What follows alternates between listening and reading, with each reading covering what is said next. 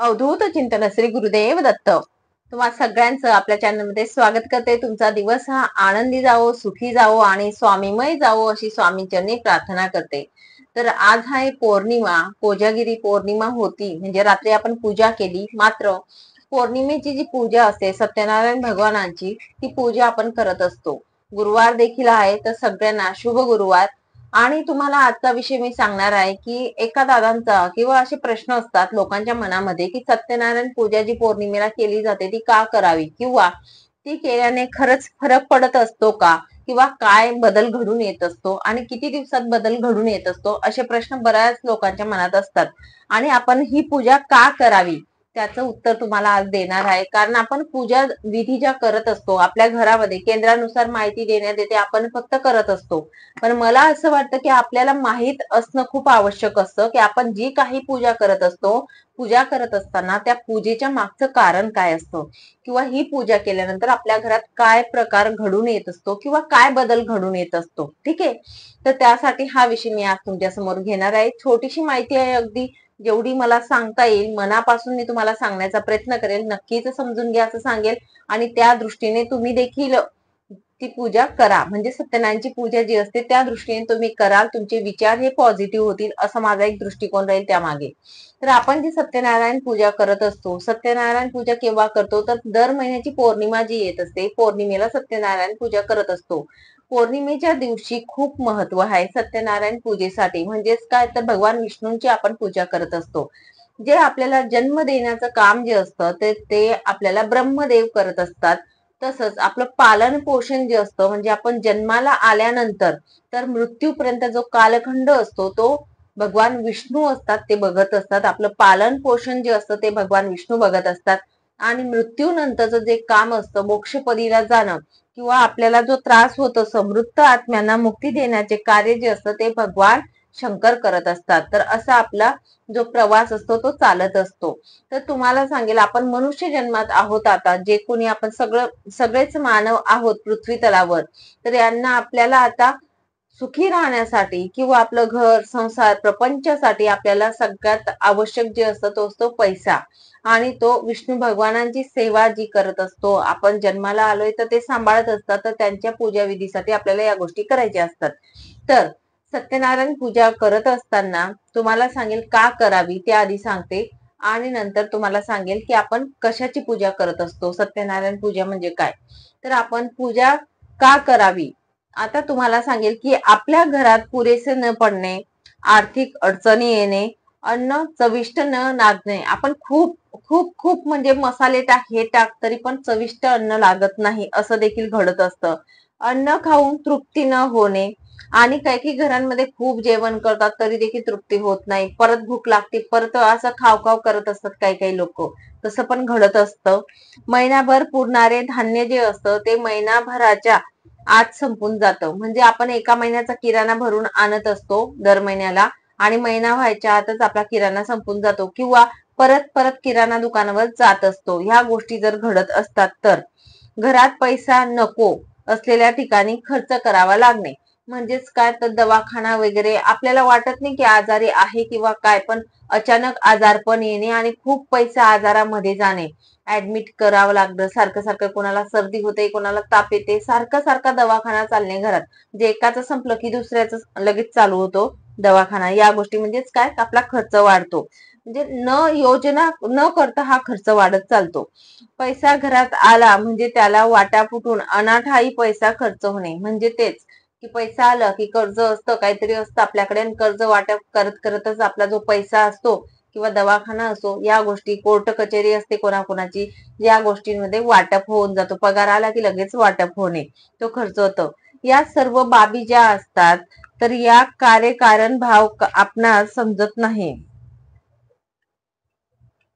तर हे जे मी तुम्हाला सांगितले, हे सगळ्या ज्या गोष्टी घडत असतात आपल्या घरांमध्ये, तर या गोष्टींना कुठेतरी आळा घालण्यासाठी सत्यनारायण पूजा केली जाते. आणि आपण जर केंद्रात गेलो, तर केंद्रात गेल्यानंतर असे जर प्रश्न तुम्ही तिथे विचारले, तर या प्रश्नांचं उत्तर तिथून आपल्याला मिळत असतं की तुमच्या घरात दर पौर्णिमेला सत्यनारायण पूजा जी असते ती करावी. हा प्रश्न म्हणजे ही पूजा आपल्याला सांगण्यात येते. आपण जेव्हा यातले प्रश्न आपण तिथे विचारतो तेव्हा, ठीक आहे.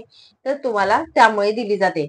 आता सत्यनारायण पूजा करणे म्हणजेच काय? तर सत्यनारायण पूजा करत असताना आपण तिथे बघा, जुने माणसं म्हणायचे, ओकलेलं खावा पण टोकलेलं खाऊ नये. म्हणजेच काय, जे आपण धान्य आणत असतो किराणा मालमध्ये, आधी काय होतं, घरच्या घरी पिकवायचे, घरचं अन्न आपण खात होतो, बरोबर. पण आता काय होतं, आपण किराणा माल आणतो तर टोकलेलं असतं. बरेच लोक तिथे बघतात त्या धान्याला, कोणत्या नजरेने कोण कसं बघतं आपल्याला माहिती असतं का नाही. तर ते धान्य आपण घरी आणत असतो. मात्र आपण जेव्हा सत्यनारायण पूजा करतो दर महिन्याला, त्या धान्याची, धनधान्याची आपली पूजा होत असते. प्रत्येक पौर्णिमेला महिन्यातून एक वेळा ती पूजा आपण करत असतो आणि धान्याची पूजा आपण करत असतो. म्हणजेच काय, त्याच्यातील जे दोष असतात ते दोष निघत असतात. आपण जर टोकलेलं किंवा आपण जे धान्य आणत असतो ते कोणाच्या मनात काय आणि कसं असतं, ते धान्य आपण आणल्यानंतर आपल्या घरात बघा, विचार एक जुळत नाही, वादविवाद होत असतात, भांडणं होत असतात, या गोष्टी घडत असतात. कारण ते टोकलेलं अन्न जे असतं ते आपण ग्रहण करत असतो, त्यामुळे त्या अन्नाचे दोष जे असतात ते आपल्याला लागत असतात. पण पौर्णिमेला जेव्हा आपण धनधान्याची पूजा करत असतो तेव्हा त्या धान्यातले दोष जे असतात ते कमी होत असतात आणि अशा प्रकारे आपण ते सात्विक भोजन जे असतं ते आपल्याला मिळत असतं. आणि एक असं असतं की आपण जेव्हा ते घरात, म्हणजे आधी कसं राहायचं, घरचं धान्य जे असतं असायचं ते भरपूर प्रमाणात राहायचं, शेताचं असायचं ते, आपण काय बोलायचं, घरचं धान्य असतं ते म्हणजे सरत नाही कधी आणि बाहेर चाललं ते पुरत नाही, असे जुने लोक बोलायचे आणि तशीच गोष्ट घडत असते. तर त्यामुळे आपलं हे धान्य पुरवठा पूर्ण राहण्यासाठी किंवा आपल्या घरातील धनधान्य जे असतं ते संपतंय किंवा अशा गोष्टीने लक्ष्मी माता येते पण ती जात आहे, थांबत नाही आपल्या घरात, अशा गोष्टी जेव्हा घडत असतात त्या गोष्टींना आळा घालण्यासाठी सत्यनारायण पूजा हा एकमेव मार्ग असतो. आणि सत्यनारायण पूजा ही केल्यानंतर तुम्हाला बऱ्याच पटीने फरक जाणवेल, फरक दिसेलच तुम्हाला. या प्रकारे आपलं जे जीवन चालवायचं काम जे असतं ते भगवान विष्णूंच्याकडे असतं, म्हणजे विष्णूंचं काम असतं, बरोबर. आता तुम्हाला कळालं, जसं मी सांगितलं तसं त्या प्रकारे. तर आपल्याला सत्यनारायण पूजा ही पौर्णिमेला भगवान विष्णू, म्हणजेच काय, सत्यनारायण भगवान हे भगवान विष्णूंचे रूप आहे, त्यांची स्थापना करून आपल्या घरामध्ये, आपल्या घरातील धनधान्य जे असतं त्याची पूजा करायची असते. धान्यामध्ये जे पुजलेलं धान्य असतं ते टाकावं आणि धन जे असतं, जे आपण कॉईन टाकत असतो, पूजेला ठेवत असतो कलशामध्ये, पाण्यामध्ये, तो कॉईन देखील आपल्या पैशामध्ये वाढ होत असते, म्हणजे लक्ष्मी मातेची वाढ होत असते, पुजली जाते, त्याच्यातले दोष हे कमी होत असतात, धनधान्याचे दोष जे असतात ते कमी होत असतात.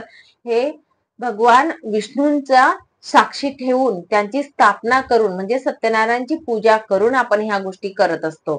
तर या प्रकारे आपल्या घरातील जे धान्य असतं ते पवित्र बनत असतं आणि लक्ष्मी माता जी असते, म्हणजे पैशात देखील पावित्र्यता येत असते आणि त्या स्थिर रूपात आपल्या घरात वास करत असतात.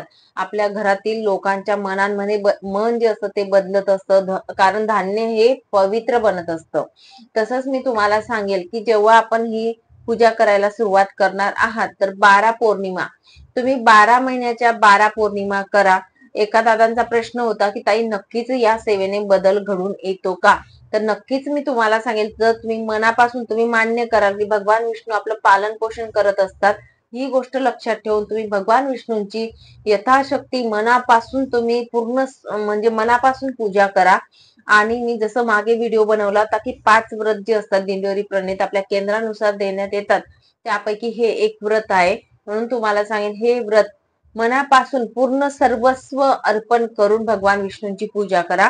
देवघरासमोर त्यांच्या समोर बसून अगदी करा पूजा आणि नक्कीच तुम्हाला 12 महिन्याच्या 12 पौर्णिमा केल्या फरक जाणवतोच. हे म्हणजे शाश्वत सत्य आहे. फक्त तुम्हाला सांगेल, एक दोन जर आपल्या गेल्या, मासिक धर्म असतो महिलांना, त्या दिवशी जर दुसरी कोणी पूजा केली तरी देखील चालत असते. या प्रकारे तुम्ही आपली पूजेची जी मांडणी आहे ती दिलेली आहे, कशा प्रकारे आपण घरात करू शकतो या प्रकारे आपल्याला मांडणी करायची आहे. दुसऱ्या दिवशी सकाळी आपण मंत्र म्हणायचा, पूजा मांडणी उचलून घ्यायची आहे, या प्रकारे आपल्याला करायची आहे. तसंच आपला संक्रांत सण जो येत असतो, संक्रांतीच्या दिवशी देखील आपल्याला पूजा करायची असते, म्हणजे सत्यनारायण पूजायचा असतो, हे लक्षात ठेवा. तर या प्रकारे आपल्याला सत्यनारायण पूजा करायची अगदी सोपी पद्धत आहे. केंद्रातली जी पद्धत आहे, 5 जे अध्याय असतात म्हणजेच आपले सत्यनारायण कथेचे ते आपल्याला वाचन करायचं असतं. सत्यनारायण भगवानांची आपल्याला आरती करायची असते. थोडासा आपल्याला शिराचा नैवेद्य बनवायचा असतो. काही अवघड नाही, अगदी सोपी आहे, अर्ध्या तासात होणारी पूजा आहे.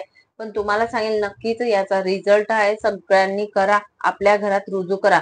जर तुमच्या घरात या अशा गोष्टी घडत असतील, धनधान्याविषयी जसं मी सुरुवातीला सांगितलं त्या गोष्टी जर घडत असतील, तर नक्कीच सत्यनारायण पूजा करायला सुरुवात करा आणि तुम्हाला बदल नक्कीच दिसतील. फक्त पूर्ण भाव ठेवून, पूर्ण निष्ठेने, श्रद्धेने, कारण कोणताही देव श्रद्धेचा भुकेला असतो. मंत्र स्तोत्रांच्या आधी नसतात, पण तुमच्या मनातला भाव जो असतो, श्रद्धा असते, ती खूप महत्वाची असते.